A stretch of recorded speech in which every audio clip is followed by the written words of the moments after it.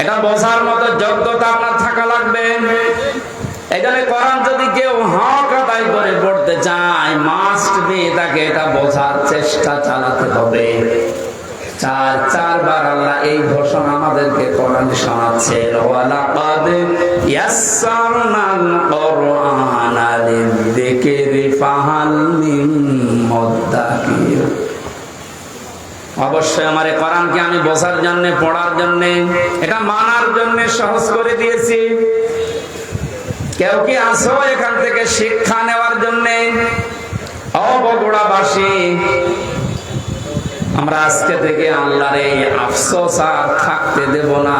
যতদিন জীবন আছে কোরআন বুঝে মরার চেষ্টা করব ইনশাআল্লাহ। 3 নম্বরে শুধু না, এটা আমাদের বোঝার চেষ্টা চালাতে হবে। কিচ্ছু লাগবে না, আপনি খেয়ে ফেলেন, নষ্ট হবে। আমার কাছে কিচ্ছু দেবেন না, আর এখানে কথা বলবেন না। আবার কারে চা দিচ্ছেন আপনি? পেছনে যে কয়জন আছে দিয়ে শেষ করে দিন, তাড়াতাড়ি করুন। একটা ক্লাস চলছে আর উনি চা খাচ্ছে। সবাইকে চা দেন, দেন। হ্যাঁ, তাড়াতাড়ি করেন, ডিস্টার্ব করলে কিন্তু বোঝাতে পারবেন না। এটাকে আমি আর কি মারছি? ক্লাস চলে বিশ্ববিদ্যালয়ে, আমরা দেখি 40 থেকে 45 মিনিট। আমরা 1 ঘন্টা ক্লাস যদি নেই, 1 ঘন্টা ক্লাস নিলে কমপক্ষে 20 ঘন্টা পড়া লাগে। এটাতে আর কি মারা ক্লাস চলছে নাকি? এক ছাত্র এসে স্যারের কাছে বলছে, স্যার হয় ছুটি দেন নাই আমি গেলাম। ছুটি দেন নাই আমি গেলাম মানে? তার রোল নাম্বার কত? 82।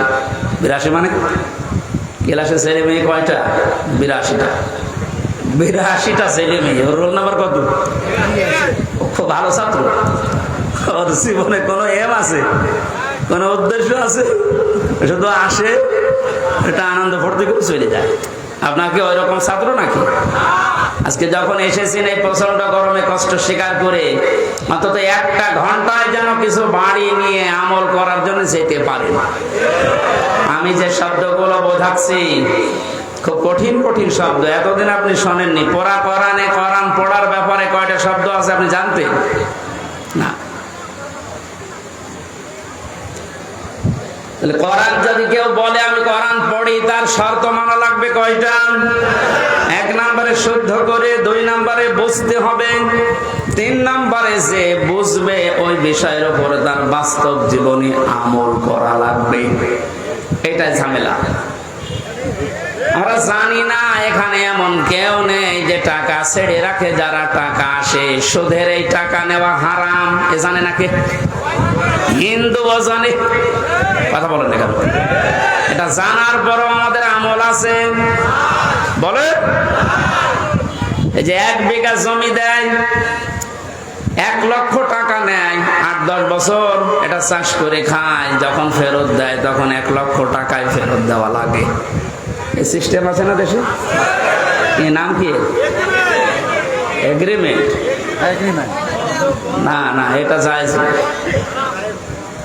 জায়েজ আছে খাই খালাসিটা, যেটা আপনি 1 বিঘা জমি দেবেন, 10,000 টাকা নিয়ে নেবেন, ওই খেয়ে দিয়ে 100,000 টাকা ফেরত দেওয়া লাগবে।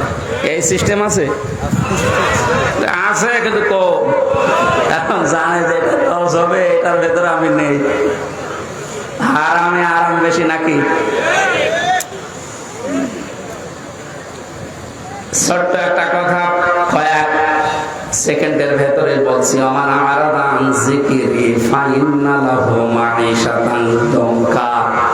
কোরআনে কারীমের সূরা তাহার 124 নম্বর আয়াতের প্রথম অংশে আছে, আল্লাহ পাক বলেন, আমার নিয়ম নীতি বাদ দিয়ে, আমার কোরআনের বিধান বাদ দিয়ে যদি কেউ উপায় করে, টাকা পয়সা আসবে, চর্ম চোখে দেখবে, বহু কিছুর মালিক হচ্ছে, কিন্তু ওর জীবনের এই আয় উন্নতিতে আমি কোনো বরকত রাখবো না।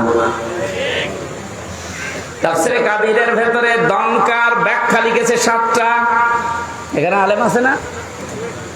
দনকার 1 নম্বর ব্যাখ্যা হচ্ছে, পৃথিবীতে আল্লাহর নিয়ম নীতি, আল্লাহর আইন বাদ দিয়ে কেউ যদি উপায় করে, ওই টাকা পয়সা, ওই অর্থ সম্পদের ভেতর থেকে আল্লাহ বরকত তুলে নেয়। 2 নম্বরে ওই মানুষগুলো যখন মারা যাবে, এই অবৈধ সম্পদের কারণে এই মানুষটা বেঈমান হয়ে মরবে। তিন নাম্বারে ওই মানুষকে আল্লাহ ওই অবৈধ সম্পদ দুনিয়াতে ভোগ করার সুযোগ দেবে না। এটা যে দেয় না তার বাস্তব মানে দেশে নেই, নাম ধরা লাগবে। কত মানুষ আজ অবৈধ ভাবে উল্টা পাল্টা করে কামাই করে টাকা রাখার জায়গা নেই, ফ্রিজে রাখে, বালিশের ভেতরে রাখে। এটাও হচ্ছে না, বানাচ্ছে বেগম পাড়া। আপনি ভোগ করতে পারবেন, যদি এগুলো ভোগ করে যেতে পারেন তাহলে কোরআন মিথ্যা হয়ে যাবে। আর আপনার মতো নাফরমানের জন্য আল্লাহ কোরআন শরীফ মিথ্যা করবে। যেন দুনিয়াতে আপনাকে ওই টাকা ওই সম্পদ ভোগ করার সুযোগ দেবে না, এর আগে আপনি পটল তুলবেন। 4 নাম্বারটা একটু ঝামেলা, এটা বাদ যাক। যারা আল্লাহর নিয়ম নীতি বাদ দিয়ে উপায় করেন সুদ ঘুষ, মানুষের উপরে জুলুম করে ফাঁকি দিয়ে অন্যায় ভাবে যেভাবে উপায় করছেন, আপনার মরণে দৃষ্টান্ত সৃষ্টি হবে দুনিয়ায়, পৃথিবী সাক্ষী হয়ে থাকবে আপনার মরণে। এটাও বেশি বলে ফেললাম নাকি? আপনি কি মনে করছেন সব বানালাম একটা একটা করে? না, যেগুলো বলছি সব আমি পড়িয়ে এসেছি। অবৈধ ইনকামের মানুষকে আল্লাহ দৃষ্টান্ত করে রাখে দুনিয়াতে, তার মরণকে ইতিহাস বানিয়ে রাখে। আপনি এমনি টের পেয়েছেন, আমি জানি। এই জন্য আমরা সাবধান হব। জানি সবাই এটা হারাম, কোরআন থেকে হাদিস থেকে পড়েছি, জানার পরও যে লোকটা মানে না, ওর কোরআন পড়া হয়নি। 4 নাম্বারটা, এটা সবচাইতে বড় ঝামেলা এবং কঠিন। নবীজি বলেন, কেউ যদি কোরআন পড়ে এ কথা বলে, সে শুদ্ধ করে পড়বে, সে ওইটা বোঝার চেষ্টা চালাবে, নিজে মানবে, এবং এটা মানুষ যেন মানতে পারে সেই ব্যবস্থা করে দেবে। এটা ঝামেলা না? এটা যদি আজ কেউ করতে চান, সে সব চাইতে বড় বিপদে আছে এই বাংলাদেশে।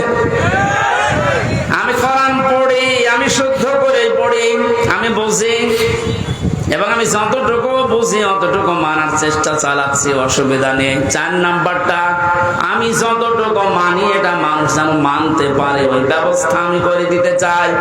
এটা কোরআন পড়ার 4 নাম্বার শর্ত। এক কথা বলছেন না কেন? 4 নাম্বারটা কি সহজ না কঠিন? এটা করতে গেলে আজ পদে পদে বিপদ। তাহলে 4টা শর্ত যারা মানে না, ওদের কোরআন পড়া হচ্ছে। জন্মের পর থেকে এটা শুনেছি, কেউ যদি কোরআনের একটা হরফ পড়ে তার নেকি হয় কয়টা? হ্যাঁ, আপনার পড়া তো আবার পড়ার মতো হওয়া লাগবে। আপনি যদি আমার ছোট মেয়ের মতো পড়েন, ওর বয়স 4 বছর, ও তো পড়ে, ওই 1 লাইন পড়তে গেলে 1 লাইনে যদি 10টা শব্দ থাকে 9টা ভুল করে, ওর পড়া হচ্ছে। আপনার পড়াও তো এরকম হয়ে যাচ্ছে। নবীজির হাদিসের প্রথম শব্দ ছিল, যে ব্যক্তি কোরআন পড়ে, তার মানে 4টা শর্ত যারা দুনিয়ায় মানতে পারে, ওদের পড়া হয়, আর ওদের প্রতিটি অক্ষরে 10টা করে নেকি হয়। দ্বিতীয় শব্দ ছিল ফাস্তাযহারাহু, কোরআন পড়ে শেষ করে দেয় না। যে ব্যক্তি কোরআনকে ইজহার করার চেষ্টা চালায়, যারা আরবি গ্রামার বোঝে, ফাস্তাযহারাহু এই শব্দের ব্যাখ্যা আমি যত পেয়েছি, আধুনিক ব্যাখ্যা হচ্ছে প্রকাশ করা, ইজহার করা, দাঁড় করানো, স্পষ্ট করা, কায়েম করা, বিজয় করা। কোরআন যারা পড়বে ওই 4টা হক অনুযায়ী এবং কোরআনকে বিজয়ী করার জন্য যারা চেষ্টা চালাবে, এই সংখ্যা বাংলাদেশে কম না বেশি?